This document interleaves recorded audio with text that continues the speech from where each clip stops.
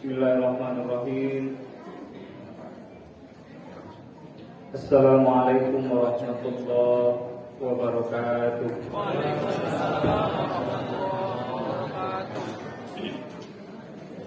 Alhamdulillahilladzi ja'ala Ramadhana shahra siyama lil mu'minin wa anzala fihi al-Qur'an hudan lin-nasi wa bayyinatin minal huda wal furqan.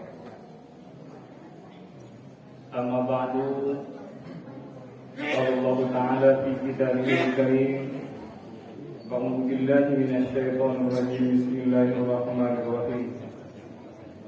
Ya ayyuhalladzina amanu kutiba 'alaikumus shiyam kama kutiba 'alal ladzina min qablikum la'allakum tattaqun. Yang sama-sama kita hormati pengurus Masjid Al-Muflihun beserta jajaran,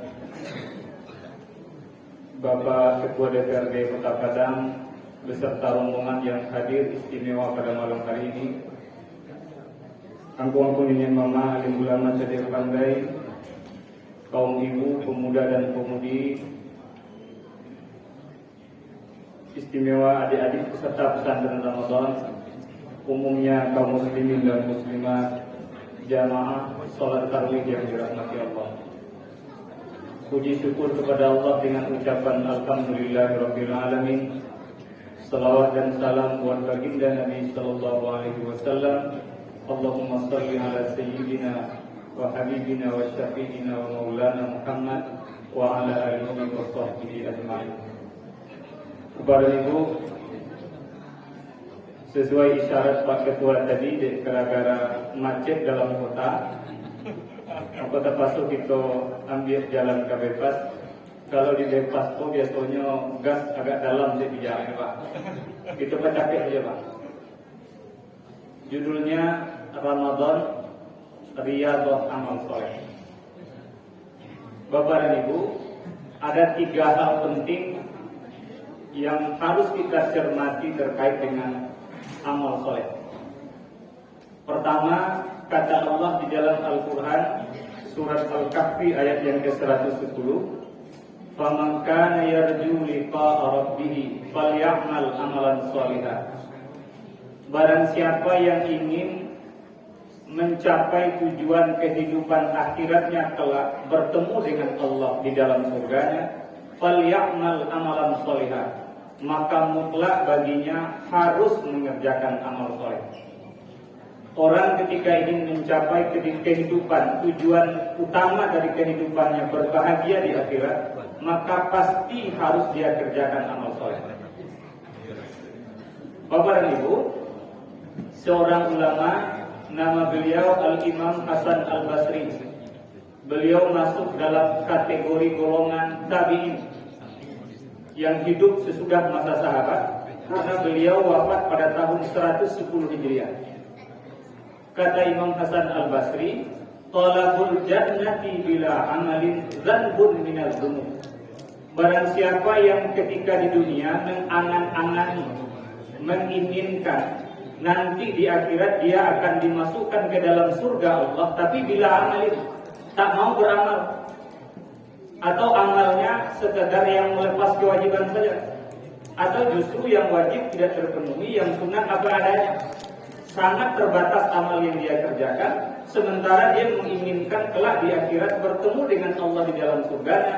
Kata Imam Hasan Al-Basri, "Dzanbun minal dzunub," itu bahagian dari dosa baru di antara sekian banyak dosa. Maka oleh karena itu, yang pertama Bapak Ibu, terkait dengan amal soleh, yang mesti kita perhatikan itu adalah amal soleh adalah prasyarat utama orang bisa sampai pada tujuan kebahagiaan kehidupan di akhirat kelak. Kalau kita umpamakan para Ibu, kalau kita cari analoginya dalam kehidupan warga, kira-kira ada salah seorang anak sarjana datang kemudian ke menemui Pak Ketua DPRD, Ketua Namudogo, Pak Ketua, ambola sarjana, kabarnya di ruangan Pak Ketua butuh tenaga untuk membantu kerja Pak Ketua. Ambo ya kebetulan jurusan bagian di mana administrasi pemerintahan itu contoh. Oleh karena itu, tolong terima bekerja di sampai Pak Ketua aja. Kata orang tua tadi, karena jelas sarjana. Kebetulan karena memang dibutuhkan. Apa kata Pak Ketua DPRD? Betul sekali, kebetulan sekali. Kalau begitu silahkan masuk mulai besok. Silahkan datang ke kantor bekerja sebagaimana yang lain bekerja. Tapi apa yang terjadi Bapak Ibu? Setelah diterima oleh Pak Ketua DPRD, ternyata anak muda yang sudah diterima tadi tidak pernah datang sama sekali ke kantor. Di telepon, tidak aktif, di WA checklist 1. Kalau checklist 1 itu baru. Tidak aktif. Tapi ternyata ketika setelah 1 bulan setelah dia diterima oleh Pak Ketua DPRD, tiba-tiba dia datang kembali ke kantor. Apa katanya Pak Ketua? Sebulan yang lalu saya kan sudah diterima nih bekerja di kantor ini. Karena sekarang jaraknya sudah 1 bulan, tolong keluarkan honor saya yang sudah diterima selama sebulan itu. Kira-kira ayat yang dia kirim Pak Ketua Pak Bu. Dikeluar honornya enggak? Enggak, kalian sapam di bawah itu kena aja. Dengan Allah juga begitu, kata Imam Hasan Al-Basri, ketika ada orang yang sudah diterima oleh Allah sebagai hambanya, mengucapkan 2 kalimat syahadat, lalu menginginkan kebahagiaan kehidupan di akhirat, tapi bila amalin, tidak mau beramal, itu bukannya kemudian mendapatkan keredaan Allah, tapi justru akan mendapatkan kemarahan Allah yang baru, yang oleh Imam Hasan Al-Basri disebut dengan dzanbun minaz dzunub, mendatangkan 1 dosa baru di antara sekian banyak dosa yang lain. Itu yang pertama Pak Min. Yang kedua terkait dengan amal soleh yang perlu kita cermati adalah sama kata Imam Hasan Al-Basri juga, yaqulullahu ta'ala fi ibadihi yaumal qiyamah. Nanti di akhirat, di hari kiamat, setelah di padang mahsyar lalu kemudian ditimbang amalan kita, maka hamba-hamba Allah yang soleh, Allah akan berkata kepada mereka. Apa kata Allah kepada mereka? Udkhulu ya ibadiyal jannata bi rahmati. Wahai hambaku sekalian, silakan kalian masuk ke dalam surgaku dengan lantaran rahmat yang aku berikan kepada kalian. Silakan masuk ke dalam surga itu. Tapi ingat, kata Imam Hasan Al-Basri, setelah kalian nanti diperintahkan masuk ke dalam surga Allah, waqtasimuha biqadri a'malikum. Silahkan kalian nikmati fasilitas surga itu sesuai dengan qadar, sesuai dengan jumlah, sesuai dengan kuantitas, sesuai dengan berapa banyak amal soleh yang pernah kalian kerjakan dahulu pada saat hidup di atas dunia. Oleh karena itu, yang kedua, selain beramal soleh itu menjadi prasyarat utama sebagai seorang muslim, yang kedua, kita nanti akan dibedakan posisinya di akhirat berdasarkan berapa jumlah amal yang kita kerjakan selama hidup di atas dunia. Sama di dunia kan bertujuan apa tuh? Fasilitas ketua DPRD kan beda di anggota Pak Ketua. Oh beda pasti. Beda. Sama di akhirat juga begitu, nanti fasilitas orang yang amalnya banyak pasti berbeda dengan amalnya yang sedikit. Maka kemudian dalam hadis yang diriwayatkan oleh Imam Muslim, Bapak dan Ibu, pada suatu ketika Nabi SAW didatangi oleh para sahabat yang tergabung dalam partai Gersakit. Hampir sama partainya, partai Pak Ketua. Kalau Pak Ketua Gerindra, Gerakan Indonesia Raya. Partai sahabat yang datang menemui Nabi itu Gersakit, Gerakan Sahabat Miskin. Sahabat-sahabat yang punya ekonomi menengah ke bawah, yang dalam keadaan miskin hidupnya, datang menemui Rasulullah SAW. Apa sebab mereka datang menemui Nabi? Bukan untuk meminta, ya Rasulullah, tolong jaga seketik kecukupan hidup kepada kami, tolong doakan kepada Allah. Bukan itu, Pak. Tapi sahabat yang tergabung dalam kelompok sahabat miskin itu datang menemui Nabi, protes dalam bahasa kita sederhananya. Apa yang mereka proteskan? Ya Rasulullah, kira-kira kami orang miskin pun nanti akan mendapatkan fasilitas terbaik di akhirat, sementara kami beramal di dunia kok terbatas. Kalau orang kaya mereka bisa berinfak, bersedekah, berzakat, membantu orang-orang fakir miskin, membantu masjid dan sebagainya, karena memang mereka punya ekonomi yang kuat, yang banyak, sehingga kesempatan mereka beramal jauh lebih besar peluangnya dibandingkan kami yang miskin-miskin. Kalau begitu, ala otomatis saja di akhirat tidak akan mungkin kami yang miskin itu bisa mengalahkan kayu dalam posisi akhirat nanti yang terbaik. Karena para sahabat yang miskin tadi bertanya kepada Nabi terkait dengan hal itu, maka Rasulullah kemudian menyebutkan, maukah kalian aku tunjukkan sebuah amal yang akan menyebabkan kalian lebih terdahulu amal kalian dibandingkan orang-orang yang sebelum kalian maupun orang-orang yang sesudah kalian. Kalau kalian kerjakan ini, niscaya derajat kalian akan lebih tinggi di hadapan Allah. Kata para sahabat yang miskin, oh sangat mau ya Rasulullah.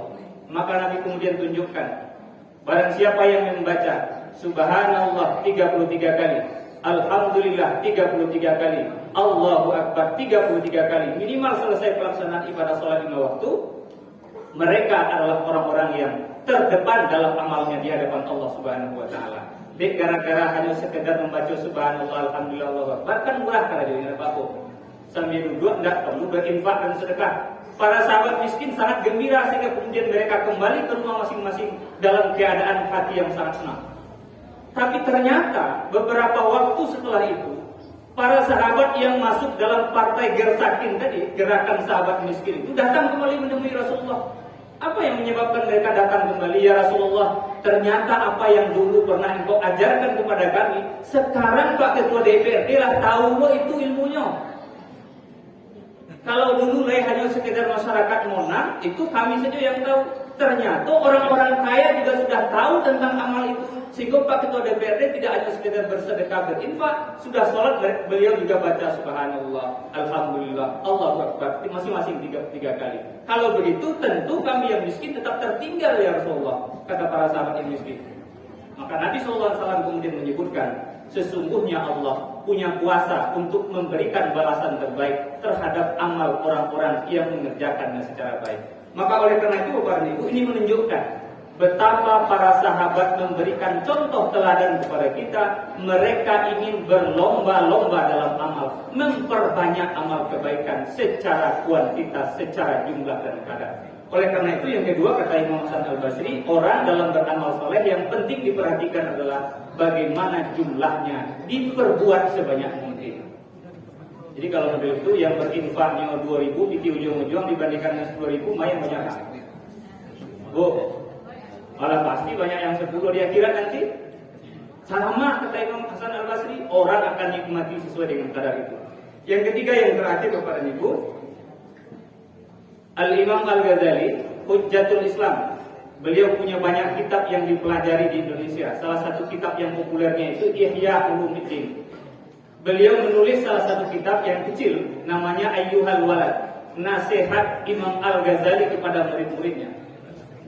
Di dalam kitab itu, beliau menukil sebuah hikayat. Hikayatnya itu tentang seorang pemuda dari Bani Israel yang sangat soleh di antara hamba-hamba yang lain. Ibadahnya sangat rajin, sangat banyak jumlahnya. Bahkan hikayat itu, kata Imam Al-Ghazali, Bani Israel yang soleh itu sudah beribadah bahkan sudah sampai selama 70 tahun. Berapa Ibu? 70 tahun. Karena semakin waktu amalnya semakin bagus secara kuantitas dan jumlah, tetapi semakin lama dia beribadah semakin bagus juga kualitasnya. Allah pada akhirnya membangga-banggakan Bani Israel yang soleh ini di hadapan para malaikatnya. Kalau bahasa Allah kira-kira cukup cari di kalian Pak. Hambaku yang soleh dari Bani Israel, semakin waktu amalnya semakin banyak, bahkan sudah 70 tahun dia beramal, tidak berkurang amalnya sama sekali, justru semakin meningkat. Karena hamba yang soleh Bani Israel ini dibangga-banggakan di hadapan para malaikat, akhirnya malaikat memohon kepada Allah, ya Allah, tolong izinkan kami untuk menemui Bani Israel yang soleh itu, menyampaikan pesan darimu. Diizinkan oleh Allah, akhirnya malaikat menemui Bani Israel yang soleh. Apa katanya? Wahai Bani Israel yang soleh, yang sudah beribadah selama 70 tahun, Allah berpesan kepada kami supaya disampaikan kepadamu. Apa pesan Allah? Sesungguhnya amal yang engkau kerjakan, tunggang-tunggi siang malam, bahkan sudah sampai 70 tahun tidak berkurang malah semakin bertambah-tambah, itu tidak jadi jaminan untuk memasukkanmu ke dalam surga Allah. Ada malaikat pada ibu, modelan sejumlahnya banyak amal waktu, tidak jadi jaminan untuk memasukkan ke dalam surganya Allah. Kalau dia awak kira-kira bakar rajo di kanku sebulan, pas setelah sebulan bakar rajo, aku jadi pimpinan para ibu. Oh ibu, pak, ibu yang lah bakar rajo sebulan, wah lu tentu kali bayar lagi dong. Akhir kira yang ibu lakukan. Ayah akan kita ambil kira-kira keputusan para ibu. Payah ya kan rajo umat. Abi kita buat sepatu ya, abi hari ya.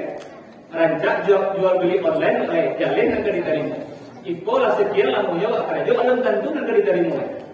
Pasti kita kemudian akan putuskan mundur dari pekerjaan itu. Begitu juga malaikat itu datang pada Bani Israel yang soleh. Kata Allah, amalmu yang banyak tidak jadi jaminan memasukkanmu ke dalam surga Allah.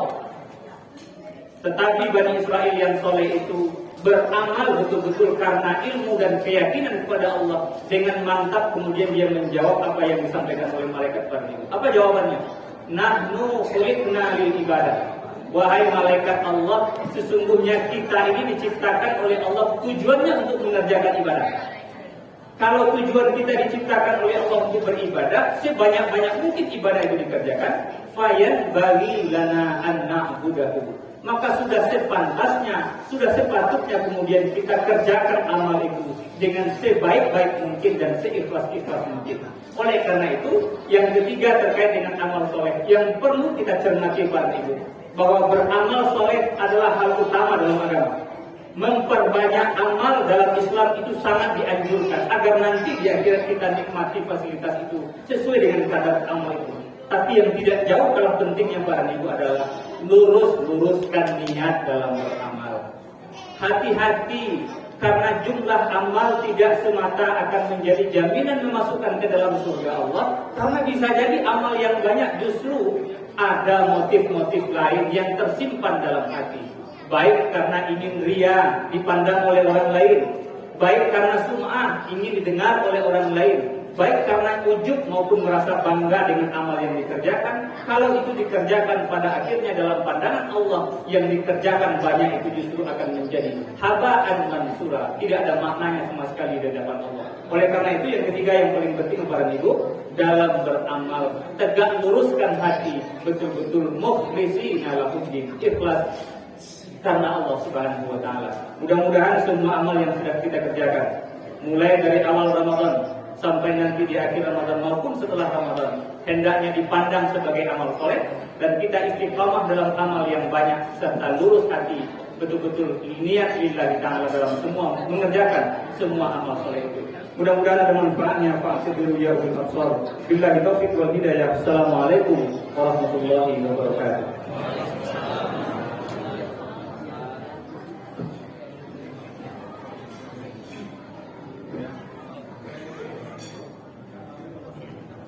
Terima kasih kita ucapkan kepada Pak Ustadz yang telah menyampaikan kajian di hadapan kita bersama. Selanjutnya, Bapak Ibu, sebelum masuk ke acara berikutnya, izinkan saya dulu melaporkan pelaksanaan pesantren Ramadan di Masjid Al-Mawqidun. Lebih kurang 20 hari, itu mulai sejak tanggal 9 April sampai tanggal 28 April, kami telah melaksanakan kegiatan